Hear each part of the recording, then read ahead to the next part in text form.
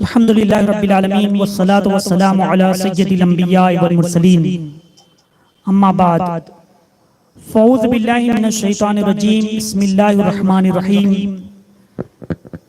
या अय्युहल्लज़ीना आमनुत्तक़ुल्लाह वकूनू मअस सादिक़ीन सदक़ल्लाहुल अलीयुल अज़ीम। आइए सबसे पहले हम और आप अपने और सारे जहां के मरकज़ी अक़ीदत आक़ाए दो जहां हुज़ूर रहमत आलम ताजदार मदीना सल्लल्लाहु अलैहि वसल्लम की बारगाह बेकस पनाह में दुरूद व सलाम की नज़र निछावर करते पढ़िए अल्लाहुम्मा सल्लि अला सय्यदना व मौलाना मुहम्मद व अला आलिहि व अस्हाबिहि व बारिक वसल्लिम सलातन व सलामन अलैका या रसूलल्लाह सल्लल्लाहु तआला अलैहि वसल्लम। अज़ीज़ान इनामी, कल आपने बयान समाअत फरमाया रहमत आलम सल्लल्लाहु अलैहि वसल्लम के विसाल तक हुजूर अलैहिस्सलातु वस्सलाम के विसाल के बाद अमीरुल मोमिनीन हज़रत अबू बकर सिद्दीक रज़ियल्लाहु ताला अन्हु खलीफा हुए। आप पहले खलीफा हैं और सिद्दीक़ अकबर रज़ियल्लाहु ताला अन्हु की शान बड़ी ही बुलंद व बाला है, बहुत ही अजमत वाला मकाम है आपका। हज़रत अबू बकर सिद्दीक़ रज़ियल्लाहु ताला अन्हु की खिलाफत के लिए सबसे पहले ज़ैद बिन साबित रज़ियल्लाहु ताला अन्हु ने आपके हाथ पर बैत की। फिर इस तरह से सिद्दीक़ अकबर रज़ियल्लाहु ताला अन्हु के हाथ पर और भी सहाबाए किराम ने बैत की और आपको खलीफा तस्लीम किया। हज़रत अबू बकर सिद्दीक़ रज़ियल्लाहु ताला अन्हु मस्जिद नबवी शरीफ में तशरीफ लाए और कहा कि तुम में उमर नहीं है, हज़रत उमर को बुलाओ। अमीरुल मोमिनीन हज़रत उमर रज़ियल्लाहु ताला अन्हु तशरीफ लाए। सिद्दीक़ अकबर रज़ियल्लाहु ताला अन्हु ने फरमाया कि उमर, मुझे यकीन है कि तुम इख्तिलाफ नहीं करोगे। हज़रत उमर रज़ियल्लाहु ताला अन्हु ने फरमाया कि मैं आपको खलीफा तस्लीम करता हूँ, आपके हाथ पर बैत करता हूँ। इसी तरह से हज़रत ज़ुबैर रज़ियल्लाहु ताला अन्हु ने भी आपके हाथ पर बैत की। जितने अजिल्ला सहाबाए किराम ने सबने बैत की। अमीरुल मोमिनीन हज़रत अली रज़ियल्लाहु ताला अन्हु भी तशरीफ लाए, उन्होंने भी आपके हाथ पर बैत की। हज़रत अली रज़ियल्लाहु ताला अन्हु ने तो यहाँ तक फरमाया कि जिनको रहमत आलम सल्लल्लाहु अलैहि वसल्लम ने अपनी हयात में आगे बढ़ाया है, यानी मुसल्ला इमामत पर बढ़ाया है, तो फिर किसकी मजाल कि उनको उनसे आगे कोई चला जाए, कोई उनको पीछा कर सके, पीछे कर सके। बहरहाल बिल्कुल मुत्तफ़िक़ा तौर पर अमीरुल मोमिनीन हज़रत अबू बकर सिद्दीक़ रज़ियल्लाहु ताला अन्हु खलीफा हुए। अफ़ज़लुल बशर बादल अंबिया, यानी रहमत आलम सल्लल्लाहु अलैहि वसल्लम ने फरमाया कि अंबियाए किराम के बाद दुनिया में अगर कोई सबसे अफजल है तो अबू बकर सिद्दीक़ रज़ियल्लाहु ताला अन्हु। हज़रत अबू बकर सिद्दीक़ रज़ियल्लाहु ताला अन्हु का मकाम और मर्तबा बड़ा ही बुलंद वाला है। आप ने जैसी बुर्दबारी और लोगों को समझाने का काम, लोगों को नसीहत करने का काम किया था कि हुजूर अलैहिस्सलातु वस्सलाम के विसाल के बाद लोगों के हवास बाख्ता हो गए थे, लोग परेशान हो गए थे, लोग गिरियाज़ारी कर रहे थे। लेकिन सैयदना सिद्दीक़ अकबर रज़ियल्लाहु ताला अन्हु पर खास फज़्ल व करम था कि आप बिल्कुल इत्मीनान से थे और लोगों को कुरान अज़ीम की आयतें सुनाते, लोगों को अल्लाह के कलाम सुनाते, उसके बाद लोगों को यकीन आता। बहरहाल अज़ीज़ान मिल्लत इस्लामिया, आगे भी मैं आपको बताऊंगा कि सैयदना सिद्दीक़ अकबर रज़ियल्लाहु ताला अन्हु ने किस तरह से मतलब हालात को कंट्रोल में रखा। हज़रत अबू बकर सिद्दीक़ रज़ियल्लाहु ताला अन्हु, कुछ लोग रहमत आलम सल्लल्लाहु अलैहि वसल्लम के विसाल के बाद उन लोगों ने ज़कात देने से इनकार कर दिया कि हम ज़कात नहीं देंगे, नमाज तो पढ़ेंगे, रोजा तो रखेंगे, लेकिन ज़कात नहीं देंगे। हज़रत अबू बकर सिद्दीक़ रज़ियल्लाहु ताला अन्हु ने फरमाया कि अगर तुम हुजूर अलैहिस्सलाम के जमाने में ऊंट की एक रस्सी भी बतौर ज़कात निकालते थे तो मैं तुमसे वो रस्सी भी ज़कात के तौर पर वसूल करूंगा और गरीबों जिनका हक है वहां तक पहुंचाऊंगा, वरना मैं तुमसे जिहाद करूंगा। अमीरुल मोमिनीन हजरत उमर रज़ियल्लाहु तआला अन्हु तशरीफ फरमा थे। अर्ज करने लगे, क्या है खलीफतुल मुस्लिमीन, आप इस तरह से तशद्दुद से काम लेंगे कि जो ज़कात ना दे उस पर आप इससे जिहाद करेंगे? हजरत उमर रज़ियल्लाहु तआला अन्हु से सिद्दीक़ अकबर रज़ियल्लाहु तआला अन्हु ने फरमाया, क्या है उमर, तुम मुझसे कह रहे हो, लेकिन इस्लाम लाने से पहले तुम किस कदर जाबाज थे, तुम्हारा तशद्दुद कैसा था, लेकिन इस्लाम लाने के बाद तुम्हारे अंदर कम हिम्मती कैसी आ गई, कम हौसला कैसे हो गया? कसम खुदा की, अगर किसी के पास अगर ऊंट की रस्सी के बराबर अगर वो होगा, ऊंट की रस्सी के बराबर भी अगर ज़कात बाकी होगी तो मैं उससे वसूल करूंगा। आपने जिहाद किया और ज़कात वसूल किया। उस वक्त लोग समझ रहे थे, लेकिन दरअसल दूरंदेशों ने देखा कि अगर अमीरुल मोमिनीन हज़रत अबू बकर सिद्दीक़ रज़ियल्लाहु तआला अन्हु उस वक्त ये फैसला ना लेते तो यकीनन इस्लाम कमजोर पड़ जाता। लोग एक ज़कात के मुनकिर हुए, अगर उसी पर उनको छोड़ दिया जाता आजाद, फिर कुछ लोग नमाज के मुनकिर हो जाते, माज़अल्लाह, कुछ रोजे के मुनकिर हो जाते। लेकिन सैयदना सिद्दीक़ अकबर रज़ियल्लाहु तआला अन्हु ने ऐसा फैसला लिया कि उस पर ऐसा इक़दाम किया कि जो लोग ज़कात के मानईन थे उन लोगों ने तौबा की, फिर उसके बाद वो लोग ज़कात देना शुरू कर दिए। अज़ीज़ान गिरामी, सिद्दीक़ अकबर रज़ियल्लाहु तआला अन्हु ने बड़ी हिकमत अमली से उस वक्त काम लिया था, बड़ी हिकमत अमली से। यानी उलमा फरमाते हैं, मुहद्दिसीन किराम फरमाते हैं कि सैयदना सिद्दीक़ अकबर रज़ियल्लाहु तआला अन्हु ही थे जो दूरअंदेश थे, जो देख रहे थे और ऐसी सरकार से मोहब्बत थी, उस मोहब्बत की बुनियाद पर भी उन्होंने जो फैसले लिए वो बड़े अजीम फैसले थे। खास तौर पर हुजूर अलैहिस्सलाम ने अपनी हयात ज़ाहिरी में हज़रत उसामा रज़ियल्लाहु तआला अन्हु के एक लश्कर का सिपहसालार बनाया और मुल्क शाम की तरफ रवाना फरमा दिया। वो लश्कर कुछ दूर पहुंचा था कि हुजूर अलैहिस्सलाम का विसाल हो गया। अब विसाल के बाद कुछ जो कबाइले अरब थे वो मुर्तद हो गए, इस्लाम से फिर गए हुजूर अलैहिस्सलाम के विसाल के बाद। और फिर सहाबाए किराम ने ये मशवरा दिया कि जो लश्कर मुल्क शाम की तरफ जा रहा है उसमें हमारे बड़े बहादुर सिपाही मौजूद हैं, बड़े जाबाज लोग मौजूद हैं। अब जरूरत इस अम्र की है कि हम अपने अरब में रखें और जो कबाइल मुर्तद हो चुके हैं, जो इस्लाम से फिर गए हैं, अगर वो कुछ तकलीफ पहुंचाएंगे तो हम उनका मुकाबला करेंगे। कुछ साहबी ने मशवरा दिया कि उन्हें वापस बुला लो, लेकिन सैयदना सिद्दीक़ अकबर रज़ियल्लाहु तआला अन्हु ने मना फरमाया। हत्ता के जो लश्कर के सिपहसालार थे हज़रत उसामा, वो भी तशरीफ लाए। उन्होंने भी अर्ज किया, क्या है अमीरुल मोमिनीन, यहाँ पर जरूरत है, हम शाम में हमला बाद में करेंगे, वहां पर सफर बाद में करेंगे, लेकिन पहले हमें यहाँ पर निपटना है। हज़रत अबू बकर सिद्दीक़ रज़ियल्लाहु तआला अन्हु इरशाद फरमाते हैं, क्या लोगों सुनो सुनो, अगर अबू बकर के जिस्मों को परिंदे नोच भी डालें तब भी वो लश्कर को मैं वापस नहीं बुला सकता जिसको मेरे आका अलैहिस्सलातु वस्सलाम ने मुल्क शाम की तरफ रवाना फरमाया। अबू बकर की क्या मजाल कि जिस झंडे को मेरे आका ने लहराया हो उसको मैं सरनिगो कर दूं।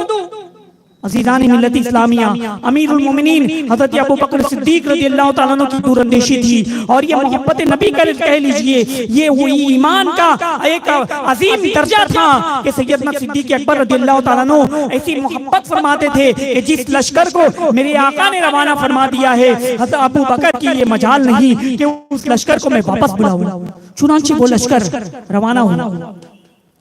अब उस जो लश्कर जो रवाना हुआ उसकी ऐसी धाक बैठी कि जो कबाइल मुर्तद हुए थे उन्होंने देखा कि मुल्क शाम की तरफ मुसलमानों का लश्कर जा रहा है और फिर वहां से अल्लाह तबारक व तआला ने फतेह भी अता फरमाई, फतेहयाब होकर के वो वहां से लौटा।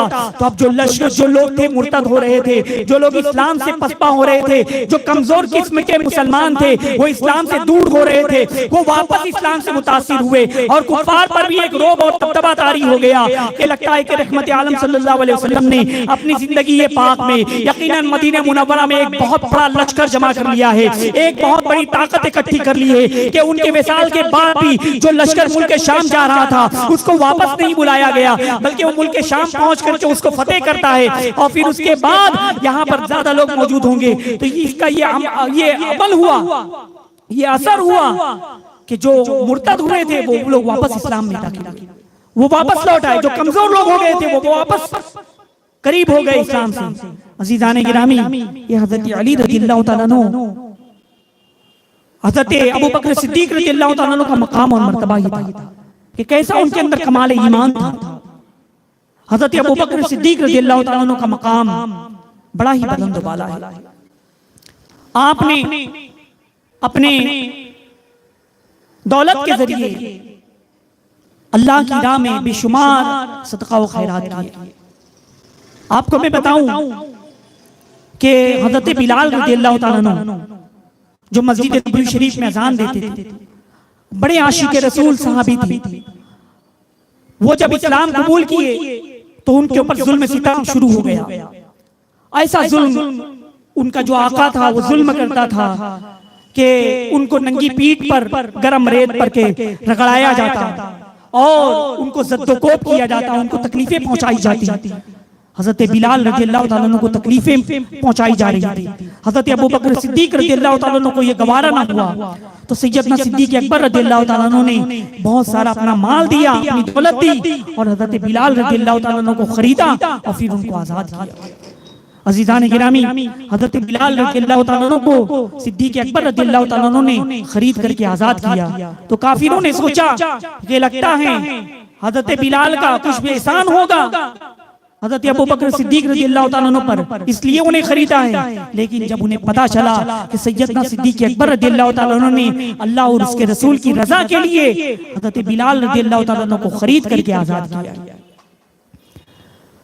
हुजूर अलैहिस्सलातु वस्सलाम ने फरमाया कि अबू बकर के माल ने मुझको जितना फायदा पहुंचाया, अबू बकर के माल ने जितना मुझे फायदा पहुंचाया, किसी के माल ने भी मुझे इतना फायदा नहीं पहुंचाया। यह हज़रत अबू बकर सिद्दीक रज़ियल्लाहु तआला अन्हु का मकाम और मर्तबा है। एक मर्तबा मैं आपको बताऊं, हज़रत उमर रज़ियल्लाहु तआला अन्हु फरमाते हैं कि हुजूर अलैहिस्सलातु वस्सलाम ने ऐलान फरमाया कि जिसके पास जितना भी माल और दौलत हो और वो अल्लाह की राह में सदका व खैरात करे, जितना हो सके अल्लाह की राह में सदका करे, खैरात करे। तो हज़रत उमर रज़ियल्लाहु तआला अन्हु ने फरमाया कि मैंने सोचा कि मेरे पास कुछ कहीं से कुछ माल आया हुआ था, कुछ पैसे आए हुए थे, रखे थे। तो मैंने ये सोचा कि आज अच्छा मौका है कि हज़रत अबू बकर सिद्दीक रज़ियल्लाहु तआला अन्हु से सबकत कर ले जाऊं। यानी सैयदना सिद्दीक अकबर रज़ियल्लाहु तआला अन्हु जितना माल लाएंगे, जितनी दौलत लाएंगे या जितना माल अल्लाह की राह में सदका देने के लिए लाएंगे, मैं उससे ज्यादा लेकर के आ जाऊंगा। घर पर गए, ये अच्छा जज्बा है, यानी नेकियों पर सबकत करना ये अच्छा जज्बा है कि फलां शख्स इतनी नेकी कर रहा है, मैं उससे ज्यादा करूं। तो बहरहाल अमीरुल मोमिनीन हज़रत उमर रज़ियल्लाहु तआला अन्हु घर गए, जो पैसे थे, माल थे, दौलत थी, उसमें से आधा घर वालों के लिए रखा, आधा लेकर के रहमत आलम सल्लल्लाहु अलैहि वसल्लम की खिदमत में कदमों में ले आए और पेश किया अल्लाह की राह में खर्च करने के लिए। हुजूर अलैहिस्सलातु वस्सलाम ने फरमाया कि उमर कितना लाए? फरमाया कि आधा माल ले आया। सरकार अलैहिस्सलातु वस्सलाम ने फरमाया कि घर वालों के लिए आपने क्या छोड़ा? फरमाया, अर्ज किया कि मैंने आधा माल, आधी दौलत, आधा पैसा घर वालों के लिए छोड़ दिया। थोड़ी देर के बाद अमीरुल मोमिनीन हज़रत अबू बकर सिद्दीक रज़ियल्लाहु तआला अन्हु तशरीफ लाए और उनका हाल ये था कि वो घर गए कि जब सुना कि रसूलुल्लाह ने अल्लाह की राह में खर्च करने के लिए माल तलब किया है, दौलत तलब की है, तो वो घर गए और घर में जितनी माल थी, जितना पैसा था, जितना रुपया था, सब जमा करते हैं और सब का सब जमा करके सरकार के कदमों में रख देते हैं। मेरे आका अलैहिस्सलातु वस्सलाम फरमाते हैं कि अबू बकर तुम कितना लाए? कहा कि घर में जितनी दौलत थी, जितना पैसा था, सब आपके कदमों में ले आया हूँ। मेरे आका फरमाते हैं कि अबू बकर घर वालों के लिए क्या छोड़ा है? हजरत अबू बकर सिद्दीक रज़ियल्लाहु ताला अन्हु ईमान अफरोज जवाब इरशाद फरमाते हैं कि मैंने घर वालों के लिए अल्लाह और उसके रसूल को छोड़ा है। अजीज़ान गिरामी, कैसा ईमान था, कैसी मोहब्बत थी अबू बकर सिद्दीक रज़ियल्लाहु ताला अन्हु के दिल में कि सब कुछ अल्लाह की राह में लुटा दिए और अल्लाह और उसके रसूल को अपने घर वालों के लिए छोड़े। सुभान अल्लाह, सुभान अल्लाह। यानी आका अलैहिस्सलातु वस्सलाम के ज़बान मुबारक से अगर कोई हुक्म होता तो फौरन उस पर अमल किया करते थे। यानी अल्लाह की राह में सदका करना, खैरात करना, मुसलमानों ये बहुत मुबारक अमल है। सदका और खैरात करना बहुत ही मुबारक अमल है। और खास तौर पर जब साल गुजर जाए तो साहिब इस्तिताअत है तो ज़कात में, ज़कात तो फर्ज है, नस्से क़तई से साबित है। और जो सदका और खैरात करते हैं नफिल सदका, वो भी बहुत मुजर्रब है कि सदका ऐसी चीज है कि वो बलाओं को टालती है। सदका मुसीबतों को टालता है, बलाओं को टालता है। लिहाजा कभी भी कोई साइल आपके घर पर आए, आपके मकान पर आए, तो उसे कभी वापस न लौटाए, कुछ न कुछ दे दिया करें। कोई परेशान हाल हो, उनकी परेशानी में मदद कर दीजिए। कोई मुसीबत ज़दा हो, उस मुसीबत वालों की मदद कर दीजिए। अब मैं आपको बताऊं, कभी किसी की घर में तबीयत खराब हो जाए तो हम क्या करते हैं? डॉक्टर के पास जाते हैं। डॉक्टर ने दवा दी, मेडिकल में से दवा लेने के लिए प्रिस्क्रिप्शन पूरा कागज लिखा, टैबलेट, सिरप, कैप्सूल, तमाम चीजें ली। गए मेडिकल में, मेडिकल से दवा ली, बीमार को खिलाया, बच्चे को खिलाया, या घर में जो भी जिसकी तबीयत खराब थी उसके ऊपर वो पैसा खर्च किया गया। आपको मैं इलाज के लिए एक और तरीका बताता हूँ कि आप जिस तरह से अपने बीमार के लिए दवाएं लेते हैं, अपने बीमार के लिए डॉक्टरों के पास जाते हैं, बीमारों के इलाज के लिए दवा खाते हैं, तो साथ ही साथ आप बीमार के इलाज के लिए नियत से आप गरीबों में, मुफलिसों में सदका व खैरात कर दीजिए। इंशाअल्लाह ये सदका करना, ये खैरात करना, ये बीमारी के लिए शिफा का बाइस होगा। ये मैं नहीं कहता, ये हदीस मुबारका में हमें तालीम दी गई है कि सदका व खैरात बीमारियों के लिए शिफा भी है। तो लिहाजा मुसलमानों, हमेशा सदका व खैरात, गरीबों की मदद और मुफलिसों की मदद, इसमें आप हिस्सा लिया करिए। अल्लाह तबारक व तआला हम सबको सदका व खैरात और गरीबों की मदद करने की तौफीक अता फरमाए। तो मैं बता ये रहा था कि हज़रत अबू बकर सिद्दीक रज़ियल्लाहु ताला अन्हु किस कदर आप सखी थे कि घर में जितनी चीजें थी सब के सब अल्लाह की राह में कुर्बान कर दिया। अब मैं आपको बताऊं अहादीस मुबारका के हवाले से कि हज़रत अबू बकर सिद्दीक रज़ियल्लाहु ताला अन्हु का मकाम और मर्तबा क्या है। एक मर्तबा उम्मुल मोमिनीन आयशा सिद्दीका रज़ियल्लाहु ताला अन्हा फरमाती हैं कि मेरी गोद में रहमत आलम सल्लल्लाहु अलैहि वसल्लम सर रख करके आराम कर रहे थे। आसमान में तारे झिलमिला रहे थे। मैंने पूछा कि या रसूल अल्लाह सल्लल्लाहु अलैहि वसल्लम, आसमान में जितने तारे हैं क्या किसी की नेकियां हैं? आसमान में तारों की तादाद के बराबर क्या किसी की नेकियां हैं? तो हुजूर अलैहिस्सलातु वस्सलाम ने फरमाया कि हाँ, हज़रत उमर की इतनी ही नेकियां हैं जितनी आसमान में तारे हैं। अब आसमान में जो सितारे हैं वो अनगिनत हैं, गिन नहीं सकते हम उसको, काउंट नहीं कर सकते हम उसको, इतनी लातादाद है। तो उम्मुल मोमिनीन से मेरे आका अलैहिस्सलातु वस्सलाम फरमाते कि हज़रत उमर की इतनी नेकियां हैं। उम्मुल मोमिनीन हज़रत आयशा सिद्दीका रज़ियल्लाहु ताला अन्हा सोचती है कि मैं सोच रही थी कि शायद मेरे वालिद हज़रत अबू बकर का नाम लेंगे, लेकिन उमर की नेकियां इतनी हैं। उम्मुल मोमिनीन पूछती है कि या रसूलुल्लाह सल्लल्लाहु अलैहि वसल्लम, फिर मेरे वालिद माजिद अबू बकर की नेकियों का क्या हाल है? तो मेरे आका अलैहिस्सलातु वस्सलाम फरमाते हैं कि उमर की सारी जिंदगी की नेकी एक तरफ और अबू बकर की एक नेकी उमर की सारी नेकियों के बराबर है। यह हजरत अबू बकर सिद्दीक रज़ियल्लाहु तआला अन्हु का मकाम है कि मेरे आका ने क्या फरमाया कि हजरत अबू बकर सिद्दीक रज़ियल्लाहु तआला अन्हु की एक नेकी हजरत उमर रज़ियल्लाहु तआला अन्हु की सारी नेकियों के बराबर है। अजीज़ान गिरामी, अमीरुल मोमिनीन हजरत अबू बकर सिद्दीक रज़ियल्लाहु तआला अन्हु का मकाम इतना बुलंद बाला है कि हजरत उमर रज़ियल्लाहु तआला अन्हु फरमाते हैं कि काश कि अबू बकर सिद्दीक रज़ियल्लाहु तआला अन्हु के एक दिन का अमल और एक रात का अमल मैं पूरी जिंदगी की नेकियां दे करके उसे हासिल कर। वो इतना अजीम अमल है, वो इतनी अजीम नेकी है। रात का क्या अमल था कि गार में हिजरत के वक्त गार में हुजूर अलैहिस्सलातु वस्सलाम तशरीफ ले जाने लगे। सैयदना सिद्दीक अकबर रज़ियल्लाहु तआला अन्हु ने फरमाया कि नहीं, आप तशरीफ ना ले जाएं, मैं पहले जाता हूँ गार को साफ करता हूँ, कोई मूसी चीज होगी तो उसे हटाता हूँ। तो हजरत अबू बकर सिद्दीक रज़ियल्लाहु तआला अन्हु गार में पहुंच गए, गारे सौर में पहुंचे और साफ किया। गार में कुछ सुराख मौजूद थे, अपनी तहबंद को के टुकड़े को फाड़ फाड़ करके हर सुराख बंद किया। 2 सुराख बच गए, अपनी दोनों एड़ियां वो 2 सुराख पर रख दिए, अपने पैर रख दिए। फिर आका अलैहिस्सलातु वस्सलाम से अर्ज किया कि सरकार तशरीफ लाए। मेरे आका अलैहिस्सलातु वस्सलाम तशरीफ लाए। हजरत अबू बकर सिद्दीक रज़ियल्लाहु तआला अन्हु के जानों पर अपना सर मुबारक रख करके आराम करते हैं। अब सुराख में से सांप था, वो हजरत अबू बकर सिद्दीक रज़ियल्लाहु तआला अन्हु को डस लेता है पैर में और तकलीफ की वजह से आप बर्दाश्त करते हैं, कहीं मैं अगर हिलूंगा तो ये तकलीफ होगी, आका अलैहिस्सलातु वस्सलाम की आराम में खलल वाक़ई होगा, आप जरा भी जुम्बिश नहीं फरमाते। लेकिन चूंकि सांप ने काटा था, सांप का जहर अला मान वल हफीज, बहरहाल आपको बर्दाश्त न हुआ, आंखों से आंसू जारी हो गए, रहमत आलम सल्लल्लाहु अलैहि वसल्लम के रुखसात पर गिरे। आका अलैहिस्सलातु वस्सलाम की आंख खुली। मेरे आका अलैहिस्सलातु वस्सलाम ने फरमाया कि अबू बकर, तुम्हें किस चीज ने रुलाया?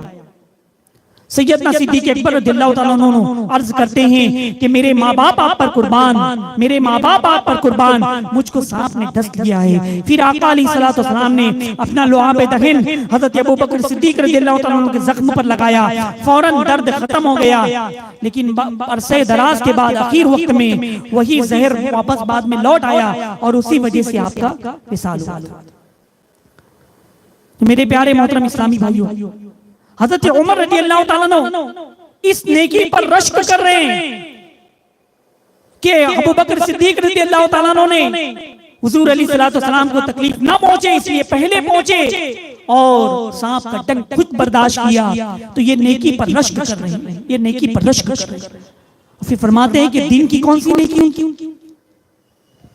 आपको मैं बताऊं कि दिन की जो नेकी है वो सुलह हुदैबिया के बाद जब दोनों तरफैन की तरफ से ये सुलह पाई कि मक्के से अगर कोई मुसलमान या काफिर मदीना चले जाएगा तो उसको लौटा दिया जाएगा, लेकिन अगर मदीने से कोई मक्के की तरफ आएगा तो उसे लौटाया नहीं जाएगा। बहरहाल उस वक्त अबू जंदल रज़ियल्लाहु तआला अन्हु उन पर मक्के में काफी जुल्म हुआ, वहां तशरीफ लाए। उन्होंने कहा वो मुसलमानों की तरफ से मदीने जाने जा रहे थे, लेकिन उस वक्त मुआहिदा नहीं हुआ था। और फिर उसके बाद रहमत आलम सल्लल्लाहु अलैहि वसल्लम से जो मुआहिदा कुफ्फार और मुशरिकीन कर रहे थे वो ये कि वहां पर सुलह हुई और फिर वहां पर बगैर उम्रे किए वहां से लौट गए, मतलब बगैर तवाफ काबा किए वे वहां से लौटना पड़ा। तो उस वक्त अबू जंदल जो थे वो मुसलमानों को अपना जख्म दिखा रहे थे कि देखो कुफ्फार कितना जुल्म कर रहे हैं, मुशरिकीन कितना जुल्म कर रहे हैं, मैं मुसलमान हो गया हूं, क्या तुम अब भी मुझको मक्के में छोड़ दोगे, मुझको न ले जाओगे? लेकिन वो दरअसल सुलह थी, मुसलमानों में जोश आ गया। हत्ता कि अमीरुल मोमिनीन हज़रत उमर रज़ियल्लाहु तआला अन्हु आका अलैहिस्सलातु वस्सलाम के पास तशरीफ लाए। अर्ज करते हैं कि या रसूल अल्लाह सल्लल्लाहु अलैहि वसल्लम, क्या हम हक पर नहीं हैं? क्या ये काफिर बातिल नहीं है? क्या इस्लाम हक नहीं है? क्या इनका मजहब बातिल नहीं है? आका अलैहिस्सलातु वस्सलाम ने फरमाया कि बिलाशुबा हम हक पर हैं, इस्लाम हक मजहब है, ये बातिल है। फिर हजरत उमर अर्ज करते हैं कि या रसूल अल्लाह, फिर हम अपनी इतना दब कर क्यों सुलह कर रहे हैं? इतना दब कर क्यों सुलह कर रहे हैं? अबू जंदल पर जुल्म हो रहा है, काफिर सता रहे हैं, उनको मार रहे हैं, इतना दब कर हम क्यों जुल्म कर रहे हैं? आका अलैहिस्सलातु वस्सलाम ने फरमाया कि मैं अल्लाह का रसूल हूँ और मैं वही करता हूँ जो अल्लाह की तरफ से हुक्म होता है। अजीज़ान मिल्लत इस्लामिया, इस तरह से दूसरे कुछ सहाबी भी इस तरह की बातें उन्होंने कही थी, लेकिन ऐसे मौके पर सिर्फ और सिर्फ सैयदना सिद्दीक़ अकबर रज़ियल्लाहु ताला अन्हु का ईमान था कि अगर कोई हज़रत उमर आए, कहा कि हम इतना दब कर क्यों सुलह रहे हैं, सरकार ने इतना दब करके क्यों सुलह की? हज़रत अबू बकर सिद्दीक रज़ियल्लाहु ताला अन्हु फरमाते कि ऐ लोगों, तुम नहीं जानते, वो अल्लाह और उसके रसूल जाने। हमारे जो नबी हैं वो वही करते हैं जो अल्लाह की तरफ से हुक्म होता है। यकीनन अल्लाह उनका मददगार है, अल्लाह उनका हामी और नासिर है, अल्लाह उनकी मदद फरमाएगा। यानी सैयदना सिद्दीक अकबर रज़ियल्लाहु ताला अन्हु का उस वक्त कमाल ईमान देखिए कि कैसी मोहब्बत थी। हज़रत उमर रज़ियल्लाहु ताला अन्हु उसी मौके पर आपने कुछ ऐसे सख्त जुमले इस्तेमाल कर लिए कि आप फरमाते कि जिंदगी भर मुझे बहुत अफसोस हुआ कि मैंने आका अलैहिस्सलातु वस्सलाम की बारगाह में ऐसे जुमले इस्तेमाल किए। उसके लिए तदारुक के लिए आप नेकियां भी करते रहे। हज़रत उमर रज़ियल्लाहु ताला अन्हु अर्ज करते हैं कि आका अलैहिस्सलातु वस्सलाम के आपने नहीं फरमाया था कि हम तवाफ करेंगे, तवाफ करने के बाद लौटेंगे? तो मेरे आका अलैहिस्सलातु वस्सलाम ने फरमाया कि हाँ, मैंने कहा था कि हम मक्के का काबे का तवाफ करेंगे। तो फिर हज़रत उमर अर्ज करते हैं कि फिर हम क्यों लौट रहे हैं ये सुलह करके, इतना दब करके? आका अलैहिस्सलातु वस्सलाम ने फरमाया कि मैंने ये नहीं कहा था कि हम इस साल ही तवाफ करेंगे, कोई मैंने शर्त नहीं लगाई थी, कैद नहीं लगाई थी।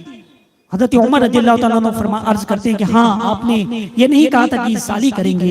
बहरहाल वो सुलह होती है। अब उसके अंदर क्या हिकमत थी अल्लाह जाने और उसका रसूल जाने, लेकिन ऐसे मौके पर सहाबाए किराम ने जो उनके दिल थोड़े से चेंज हुए थे, लेकिन हज़रत अबू बकर सिद्दीक रज़ियल्लाहु ताला अन्हु का मकाम और मर्तबा देखिए कि आपका क्या आलम था, कि ऐसे मौके पर उनके ईमान कैसा था, कैसा अजीम तो उनका तवक्कुल था। अज़ीज़ान मिल्लत इस्लामिया, हज़रत उमर रज़ियल्लाहु ताला अन्हु इसीलिए रश्क करते हैं कि रात की गारे सौर वाली नेकी और दिन की ये सुलह वाली नेकी, इस पर वो अपनी नेकियों को कुर्बान करें। तो हज़रत अबू बकर सिद्दीक रज़ियल्लाहु ताला अन्हु बचपन से ही आपने कभी शराब नहीं पी, यानी पहले शराब की हुर्मत नाजिल नहीं हुई थी, या इस्लाम से पहले भी आपने शराब नहीं पी। सहाबाए किराम ने पूछा क्या अबू बकर, क्या आपने कभी शराब पी? हज़रत अबू बकर सिद्दीक रज़ियल्लाहु ताला अन्हु ने फरमाया कि मैं अपनी इज्जत और नामूस को ज्यादा देखता हूँ कि शराब पीने के बाद अक्ल ज़ाइल हो जाती है और फिर उसके बाद वो कौन सी हरकतें करें नहीं मालूम, फिर उसकी समाज में बेइज्जती होती है, वो जलील होता है, वो रुस्वा होता है, और मैं इस चीज को पसंद नहीं करता। हज़रत अबू बकर सिद्दीक रज़ियल्लाहु ताला अन्हु के वालिद माजिद अबू कुहाफा बचपन का वाकया है।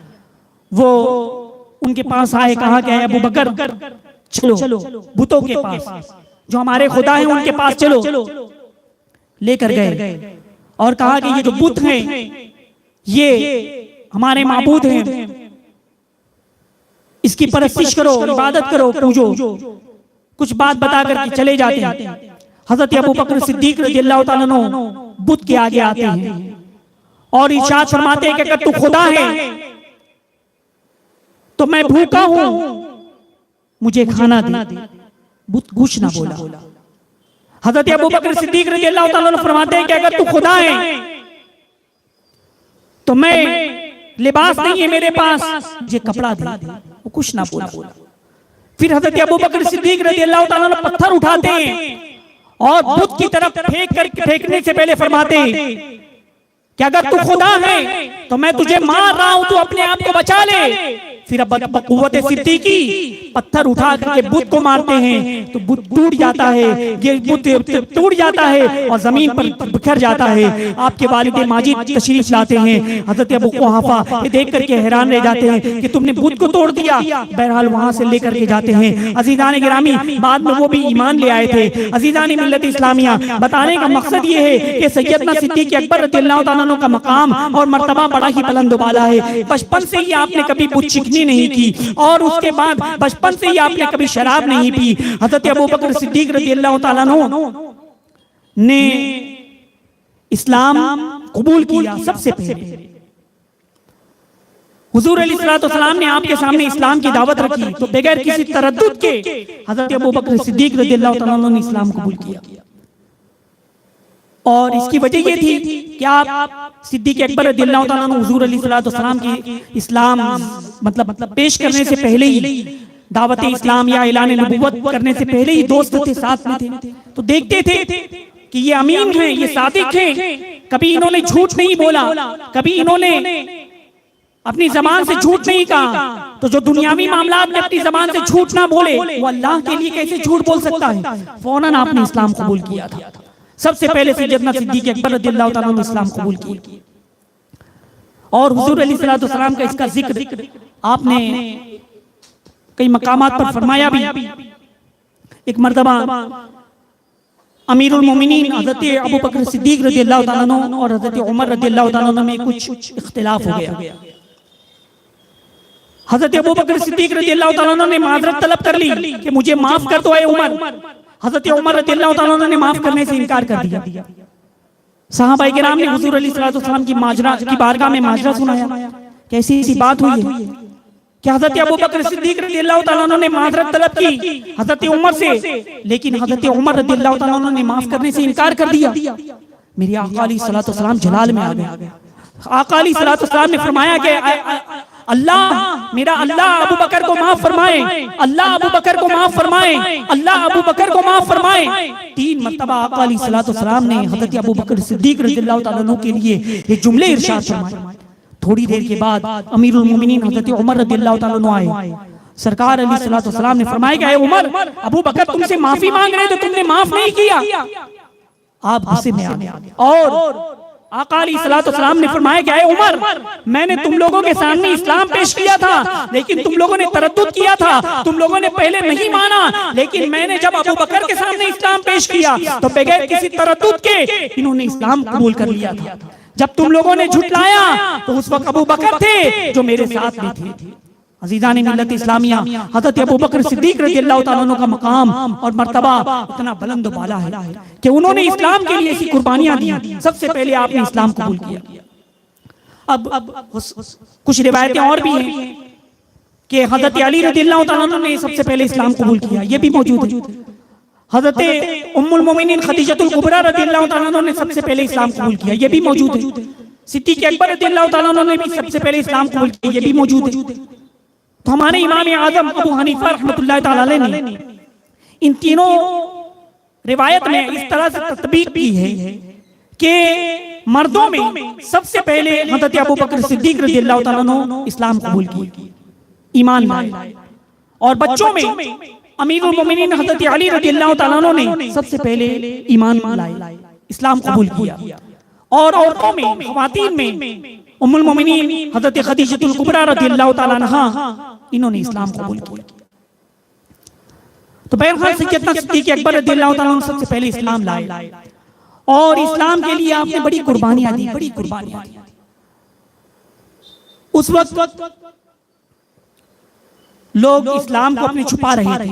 आका अलैहिस्सलाम ने भी मना फरमाया था कि अपने इस्लाम को जाहिर ना करो, इसलिए कि कुफ्फार और मुशरिकीन को पता चलता था कि ये मुसलमान हो गया तो तकलीफें पहुंचाते, ज़द्दोकोब करते, जुल्म करते। तो लोग इस्लाम को उस वक्त मख्फी रखे थे। जब 40 मुसलमान हो गए तो सैयदना सिद्दीक अकबर रज़ियल्लाहु ताला अन्हु ने आका अलैहिस्सलाम से अर्ज किया कि या रसूलल्लाह सल्लल्लाहु अलैहि वसल्लम, अब हम अपने इस्लाम को जाहिर करेंगे, अलल ऐलान हम इस्लाम की दावत देंगे, अलल ऐलान हम अपने मजहब की तरवीज और इशाअत करेंगे। मेरे आका अलैहिस्सलाम ने मना फरमाया कि अभी नहीं अबू बकर, लेकिन हजरत अबू बकर सिद्दीक रज़ियल्लाहु ताला अन्हु ने जब बहुत ज्यादा इसरार किया तो आका अलैहिस्सलाम फिर राजी हो गए। फिर जितने लोग मुसलमान हो चुके थे सब हरम में पहुंचे, काबे शरीफ के पास पहुंचे और हजरत अबू बकर सिद्दीक रज़ियल्लाहु ताला अन्हु ने खुतबा पढ़ा। ये इस्लाम का पहला खुतबा था जो सैयदना सिद्दीक अकबर रज़ियल्लाहु ताला अन्हु ने पढ़ा था। जैसे ही हजरत अबू बकर सिद्दीक रज़ियल्लाहु ताला अन्हु ने खुतबा शुरू किया, उस मौके पर हुजूर अलैहिस्सलाम के चचा हजरत अमीर हमजा रज़ियल्लाहु ताला अन्हु भी मौजूद थे और हुजूर अलैहिस्सलाम के चचा उसी वक्त इस्लाम ले आए और उन्होंने उस वक्त इस्लाम कबूल किया। कुफार और मुशरिकीन ने जब ये मंजर देखा तो वो टूट पड़े हजरत अबू बकर सिद्दीक रज़ियल्लाहु ताला अन्हु पर और उन्हें मारने लगे और हर तरफ से लोग हट गए और सैयदना सिद्दीक अकबर रज़ियल्लाहु ताला अन्हु को इतना मारा, इतना सत्तोकोप किया कि वो बेहोश हो गए और ऐसा लोगों ने महसूस किया कि उनका इंतकाल हो गया। बहरहाल उनके कबीले के जो लोग थे वो आए और फिर सैयदना सिद्दीक अकबर रज़ियल्लाहु ताला अन्हु को लेकर के घर लेकर के आए, उनका इलाज वगैरह के लिए रखे, लेकिन अभी तक बेहोश थे। हजरत अबू बकर सिद्दीक रज़ियल्लाहु ताला अन्हु के जो रिश्तेदार थे उन्होंने वो आकर के हरम में कहते हैं कि जिन लोगों ने अबू बकर को मारा है हम उससे किसास लेंगे, अगर अबू बकर का विसाल इंतकाल हो जाता है हम फला शख्स को कत्ल करेंगे, उससे हम किसास लेंगे। अजीजान मिल्लत इस्लामिया, हजरत अबू बकर सिद्दीक रज़ियल्लाहु ताला अन्हु बेहोश हैं, दिन भर बेहोश रहे। शाम हुई, जब होश आया, आंख खुली तो देखा कि रिश्तेदार मौजूद हैं, माँ मौजूद है और लोग भी मौजूद हैं। सबसे पहले अबू बकर सिद्दीक रज़ियल्लाहु ताला अन्हु ने जो जुमले कहे, अपनी जबान से जो जुमला निकला वो आका अलैहिस्सलाम का नाम लिखा। आका अलैहिस्सलाम की खबरगिरी करते हैं कि बताओ मुझको हमारे आका अलैहिस्सलाम कैसे हैं, क्या उनको किसी ने तो तकलीफ नहीं दी, उनको कोई जरर तो नहीं पहुंचा। अजीजान मिल्लत इस्लामिया, जो रिश्तेदार थे, जो अजीज वकारिब थे, वो कहने लगे ऐ अबू बकर, उनकी वजह से तुम तकलीफ में आए, उनकी वजह से तुम परेशान हुए, उनकी वजह से तुम पर जुल्म किया गया, उनकी वजह से तुमको ज़ब्त-ओ-कोब किया गया और बेहोश में आने के बाद तुम उन्हीं का नाम ले रहे हो। ये कहते हुए वो लोग कुछ लोग चले गए। फिर माँ ने खाना पेश किया, अबू बकर सुबह से बेहोश थे, कुछ खाना खा लो। हज़रत अबू बकर सिद्दीक रज़ियल्लाहु ताला अन्हु फरमाते हैं कि जब तक मैं ये मालूम न कर लूं कि आका अलैहिस्सलाम की क्या हाल है और सरकार अलैहिस्सलाम को देख ना लूं, तब तक मैं कुछ नहीं खाऊंगा। माँ ने बहुत इसरार किया, लेकिन हज़रत अबू बकर सिद्दीक रज़ियल्लाहु ताला अन्हु के अंदर दिल में कैसी मोहब्बत थी सरकार से, मुलाहिज़ा फरमाएं, कुछ न खाएं। फिर उसके बाद माँ ने कहा कि मैं किससे दरियाफ्त करूं, कैसे मालूम होगा। उस वक्त हज़रत अबू बकर सिद्दीक रज़ियल्लाहु ताला अन्हु की वालिदा इस्लाम कबूल नहीं किए थे, तो हज़रत अबू बकर सिद्दीक रज़ियल्लाहु ताला अन्हु ने फरमाया कि हज़रत उमर रज़ियल्लाहु ताला अन्हु की बहन के पास जाओ, वो मुसलमान हो चुकी, उनके पास जाकर के कहना आका अलैहिस्सलाम कैसे हैं, खैरियत से है, कहाँ पर हैं। हज़रत अबू बकर सिद्दीक रज़ियल्लाहु ताला अन्हु की वालिदा माजिदा हज़रत उमर रज़ियल्लाहु ताला अन्हु की बहन के पास जाती है और अहवाल दरियाफ्त करती है कि आका अलैहिस्सलाम कहाँ हैं, कैसे हैं। तो बहन उन्होंने कहा कि एक काम करो, मुझे अबू बकर के पास ले चलो, मैं उनकी तबीयत देख लूं, उनकी तीमारदारी कर लूं और उनसे बात कर लेती हूँ। हज़रत उमर रज़ियल्लाहु ताला अन्हु की बहन हज़रत अबू बकर सिद्दीक रज़ियल्लाहु ताला अन्हु के पास आती है। जब देखते हैं कि इतना उनको तकलीफ दी गई, हज़रत अबू बकर सिद्दीक रज़ियल्लाहु ताला अन्हु फरमाते हैं कि मेरे आका अलैहिस्सलाम का क्या हाल है, कहाँ पर है। हज़रत उमर रज़ियल्लाहु ताला अन्हु की जो बहन थी उन्होंने अपनी आपकी वालिदा की तरफ इशारा किया कि वो सुन रही है। हज़रत अबू बकर ने फरमाया कि तुम डरो मत, बताओ। उन्होंने कहा कि सहाबी रसूल के मकान पर आका अलैहिस्सलाम तशरीफ फरमा है और बिल्कुल खैरियत से। हज़रत अबू बकर सिद्दीक रज़ियल्लाहु ताला अन्हु अपनी वालिदा से कहते हैं कि मुझे आका अलैहिस्सलाम के पास ले चलो।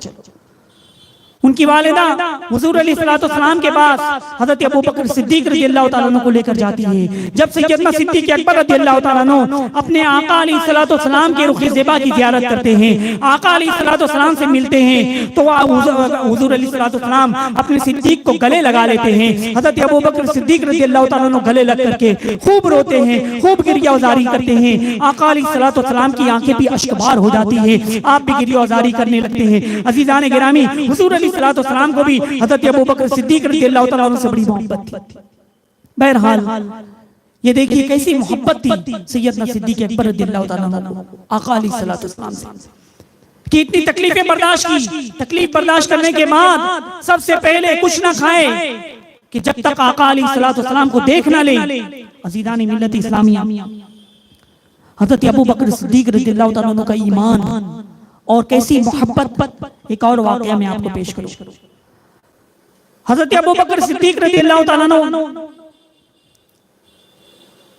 के जो बेटे थे हजरत अब्दुर रहमान, एक जंग के मौके पर वो काफिरों के साथ लड़ रहे थे। जब वो ईमान नहीं लाए थे, लेकिन ईमान लाने के बाद उन्होंने कहा कि अब्बा हुजूर, मैं काफिरों के साथ लड़ रहा था और आप मुसलमानों के साथ लड़ रहे थे। मैंने देखा कि आप मेरी तलवार की जद में एक दफा, दो दफा, तीन दफा आ चुके, लेकिन मैंने आपको बाप समझ करके छोड़ दिया कि आप मेरे बाप हैं। अगरचे मुसलमानों की तरफ से आप हैं, मैं काफिरों की तरफ से हूँ, मैंने बाप समझ करके छोड़ दिया। हजरत अबू बकर सिद्दीक रज़ियल्लाहु ताला अन्हु जवाब इरशाद फरमाते हैं, क्या है बेटा, सुन, तू काफिरों की तरफ से लड़ रहा था और मेरा आका अलैहिस्सलाम और इस्लाम की तरफ से लड़ रहा था, लेकिन अगर तू मेरी इज्जत में आ जाता तो मैं ये नहीं देखता कि तू मेरा बेटा है, बल्कि मैं तो ये देखता कि तू अल्लाह और उसके रसूल के दुश्मनों के साथ आया है। यकीनन अबू बकर अपनी तलवार से तेरा सर से जुदा कर देता।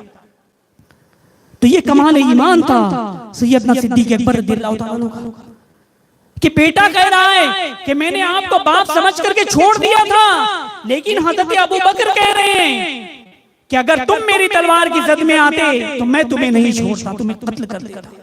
कैसी मोहब्बत थी सरकार से, कैसी मोहब्बत थी आका अलैहिस्सलाम से। हम भी मोहब्बत अपने दिल में रखने का दावा करते हैं कि हम भी सरकार से मोहब्बत करते हैं, और मोहब्बत का तकाजा भी यही है कि अपने बच्चों से ज्यादा, अपने माँ बाप से ज्यादा और तमाम लोगों से ज्यादा आका अलैहिस्सलाम से मोहब्बत करें। यही हमें सिखाया गया है। और मोहब्बत सरकार अलैहिस्सलाम की जितनी दिल में होगी, उतना ईमान मुकम्मल होगा, उतना ईमान कवी होगा, उतना ईमान मजबूत होगा, और जितना ईमान मजबूत होगा उतना ही अमल अल्लाह की बारगाह में कबूल होगा। मैंने बताया था कि अगर ईमान कमजोर है, ईमान दिल में नहीं है, तो कुछ भी काबिल कबूल नहीं। इसलिए कि अल्लाह ने नमाज ईमान वालों पर फर्ज फरमाई, रोजा ईमान वालों पर फर्ज फरमाया, हज साहिब हैसियत ईमान वालों पर फर्ज किया, ज़कात साहिब हैसियत ईमान वालों पर फर्ज हुई। तो सब कुछ तो ईमान वालों के लिए हुक्म की दिया गया। या अय्युहल्लज़ीना आमनू कुतिबा अलैकुमुस्सियाम, ऐ ईमान वालों रोजा रखो, तकवा इख्तियार करने का हुक्म हुआ। या अय्युहल्लज़ीना आमनू तक़ुल्लाह, ऐ ईमान वालों अल्लाह से डरो, वकूनू मअस सादिकीन, सच्चों के साथ हो जाओ। या अय्युहल्लज़ीना आमनू क़ू अनफुसकुम व अहलीकुम नारा वक़ूदुहा अन्नास वल हिजारा, क्या ईमान वालों अपने आप को और अपने घर वालों को उस जहन्नम की आग से बचाओ जिसका ईंधन इंसान और पत्थर है। तो ईमान सबसे जरूरी है। ईमान अमल की जान है। ईमान नमाज के लिए जरूरी है, ईमान इबादत के लिए जरूरी है। ईमान नहीं होगा तो कोई भी इबादत, कोई भी सजदा, कोई भी रोजा, कोई भी हज, कोई भी ज़कात अल्लाह की बारगाह में कबूल ना होगा। और ईमान के लिए जो जरूरी है वो है मोहब्बत रसूल। मोहब्बत रसूल दिलों में बसाओ। ऐसी मोहब्बत सरकार से करो कि सहाबाए किराम ने जैसी मोहब्बत की, जैसी मोहब्बत हमारे आका अलैहिस्सलाम से सैयदना सिद्दीक अकबर रज़ियल्लाहु ताला अन्हु ने की। उन्होंने हमें क्या दर्स दिया, कैसा दर्स दिया कि दिल में कैसी मोहब्बत होनी चाहिए। आका अलैहिस्सलाम से दिल में कैसी मोहब्बत होनी चाहिए, वैसी मोहब्बत हमें भी अपने दिल में बसानी चाहिए। और मोहब्बत का जो तकाजा है कि सरकार अलैहिस्सलाम के तरीके को अपनाएं, हुजूर अलैहिस्सलाम के उस्वे हसना को अपनाएं, आका अलैहिस्सलाम के तरीके को अपनाएं। यही तो मोहब्बत का तकाजा है। इंसान जिससे मोहब्बत करता है तो कोशिश ये करता है कि उसके जैसा अपने आप को बनाए, चेहरा उसके जैसा रखे, लिबास उसके जैसा हो, तर्ज जिंदगी उसके जैसा हो, तमाम चीजें उसके जैसी हो। लेकिन हम हैं कि आका अलैहिस्सलाम से मोहब्बत करते हैं लेकिन सुन्नतों से दूर हैं। आका अलैहिस्सलाम से मोहब्बत करते हैं लेकिन सुन्नतों को पामाल कर रहे हैं। सरकार अलैहिस्सलाम से मोहब्बत करते हैं लेकिन नमाजों को कज़ा करते हैं। तो कैसी मोहब्बत है? मेरे आका अलैहिस्सलाम ने फरमाया जुइलत कुर्रतु ऐनी फी सलाह, कि नमाज में मेरी आंखों की ठंडक बनाई गई। तो नमाज में जो आका अलैहिस्सलाम की आंखों की ठंडक है, अब एक जो आशिक होगा वो क्या सोचेगा कि हम सरकार अलैहिस्सलाम से मोहब्बत करते हैं, हम नमाज के जरिए आका अलैहिस्सलाम की आंखों को ठंडक पहुंचाएं, नमाज के जरिए आका अलैहिस्सलाम की आंखों की ठंडक मिलेगी। लेकिन हम है कि नमाज़ें कज़ा करते हैं, जबकि नमाज फर्ज है। नमाज किसी हालत में छोड़नी नहीं चाहिए। आपको मैं बताऊं नमाज कितनी अहम चीज है कि कुरान मुक़द्दस में तकरीबन 700 मकामात पर नमाज का जिक्र किया गया। 700 मकामात पर नमाज का जिक्र किया गया। तो आप अंदाजा लगाओ मुसलमानों, नमाज कितनी अहम है। नमाज अफजलुल इबादत है, नमाज इफ्तिखारी अबदियत है, नमाज मेराज मोमिन है। नमाज के जरिए कब्र को आरास्ता किया जा सकता है, नमाज के जरिए आखिरत को संवारा जा सकता है, नमाज के जरिए अल्लाह की रजा हासिल की जाती है, नमाज के गुनाहों से बचाती है, नमाज माने मुनकरात है। तो नमाज एक अजीम इबादत है, अफजलुल इबादत है।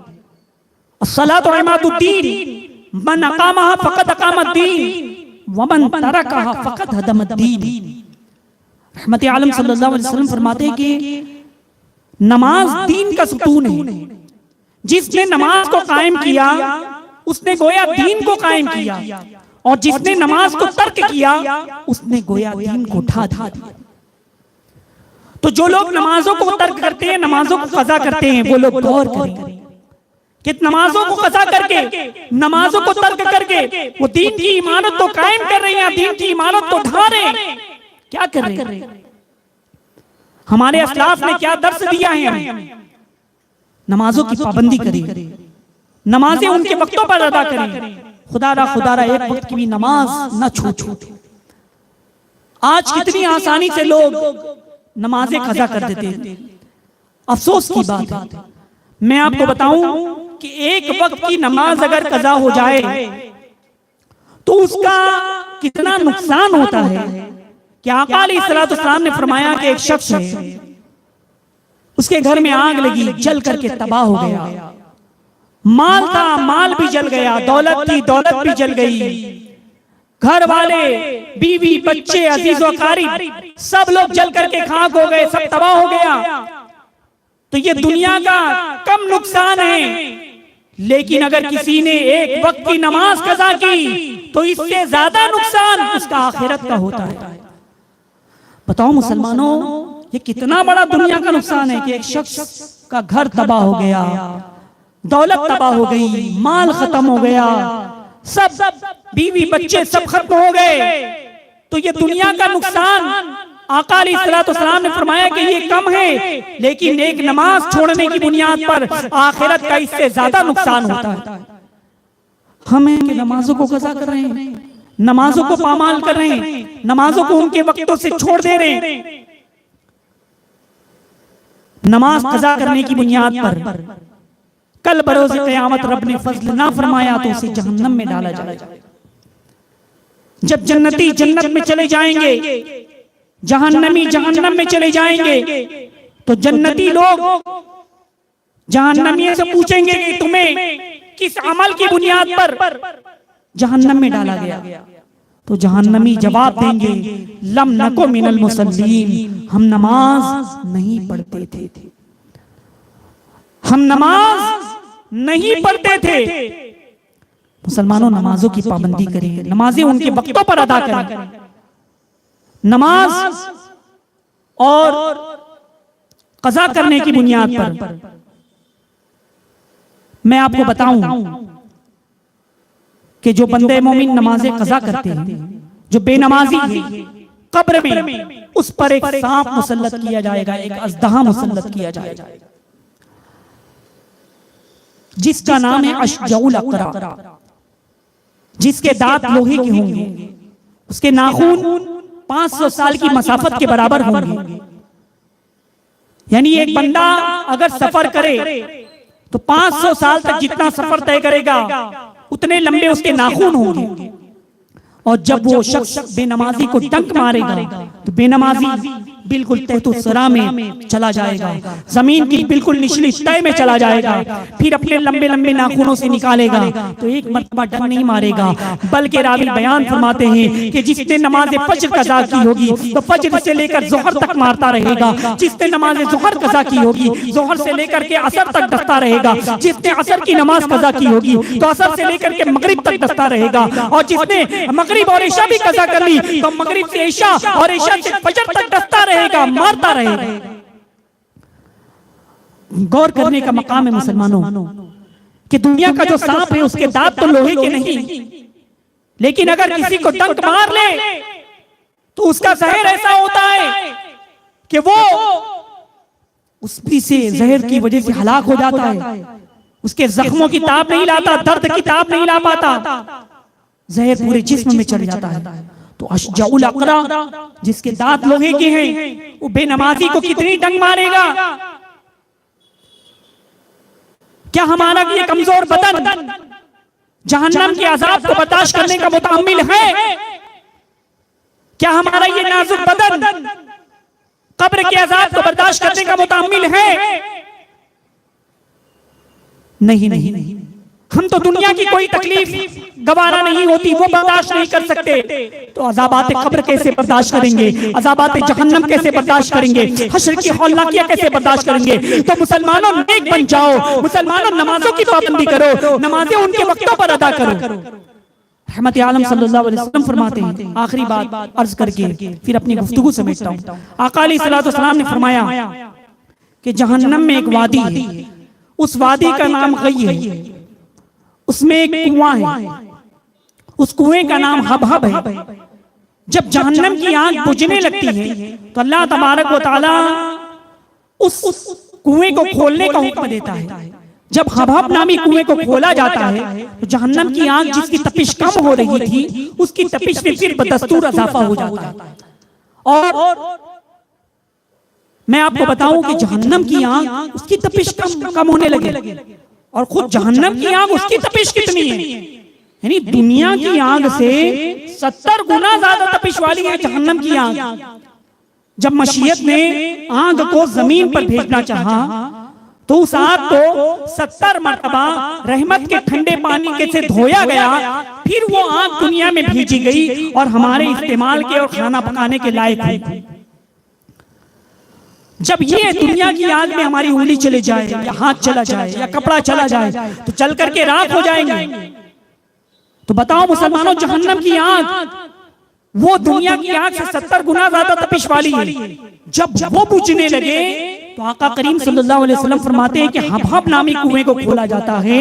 उस कुएं को खोलने के सबब से जहन्नम की तपिश जो कम हो रही थी फिर बदस्तूर भड़कने लगती है। तो बताइए, सोचिए कि उस कुएं में कितनी तपिश होगी, उस कुएं में शिद्दत तपिश का क्या आलम होगा, हम और आप इसका अंदाजा नहीं लगा सकते।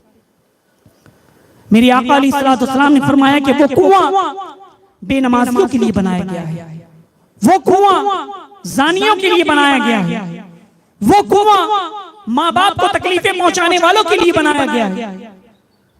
तो मुसलमानों गौर करो कि जो बेनमाजी हैं, जो नमाजें नहीं पढ़ते, हबहब नामी कुएं में, गई नामी वादी में जो कुआं है उसमें डाले जाएंगे। जो नमाजों को कज़ा करते हैं, जो नमाजों को छोड़ते हैं। लिहाजा मुसलमानों, मुहर्रम का महीना है, इमाम आली मकाम इमाम हुसैन रज़ियल्लाहु तआला अन्हु का जिक्र सुनने के लिए हम और आप यहाँ पर जमा हुए हैं, उनका तज़किरे खैर हम कर रहे हैं। तो उनकी जिंदगी पाक से भी हमें क्या दर्स मिलता है कि करबला की सरजमीन पर 72 जख्म जिस्म पर लगे हुए हैं, लेकिन जब नमाज का वक्त हुआ तो इमाम आली मकाम इमाम हुसैन रज़ियल्लाहु रदियल्लाहु ताला अन्हु ने नमाज अदा की है, ऐसे आलम में भी आप नमाज नहीं छोड़ी और सजदे में आपकी रूह कफ़स उनसुरी से परवाज कर गई। अज़ीज़ान गिरामी, इमाम की जिंदगी पाक से भी हमें क्या दर्स मिलता है कि इमाम आली मकाम इमाम हुसैन रदियल्लाहु ताला अन्हु की जिंदगी पाक से भी नमाज का हमें दर्स मिल रहा है। लेकिन हम हैं कि उनसे मोहब्बत करते हैं, उनसे उल्फत रखते हैं, उनका नाम लेते हैं, उनके दीवाने हैं, लेकिन हम नमाजों को पामाल कर रहे हैं, नमाजों को कज़ा कर रही हैं, नमाजों को तर्क कर रही हैं। लिहाजा मुसलमानों, ये अहद करो कि हमसे कोई भी नमाज कज़ा नहीं होनी चाहिए, हमसे कोई भी नमाज नहीं छूटनी चाहिए, हमसे कोई भी नमाज किसी भी वक्त की तर्क नहीं होनी चाहिए। अल्लाह तबारक व तआला से दुआ है कि हमें नमाजों की पाबंदी करने की तौफीक अता फरमाए और हमें सैयदना सिद्दीक़ अकबर रज़ियल्लाहु ताला अन्हु के नक्शे कदम पर चलने की तौफीक अता फरमाए। उनके सदक़े में हमारी मुश्किलात, हमारी परेशानियों